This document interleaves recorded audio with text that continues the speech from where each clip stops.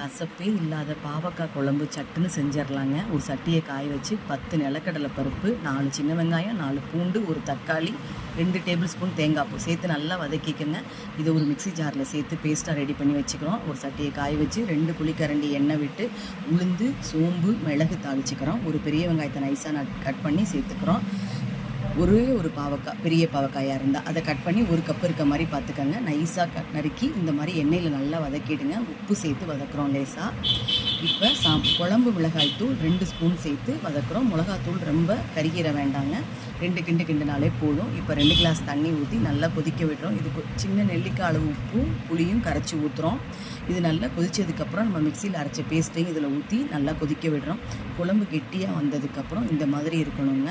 அடுப்பை ஆஃப் பண்ணிவிட்டு ஒரு துண்டு வெல்லம் சேர்த்துக்கோங்க. அவ்வளோதாங்க, சூப்பரான பாவக்காய் குழம்பு ரெடி ஆகிடுச்சு. செஞ்சு பாருங்கள். பிடிச்சிருந்தா சப்ஸ்கிரைப்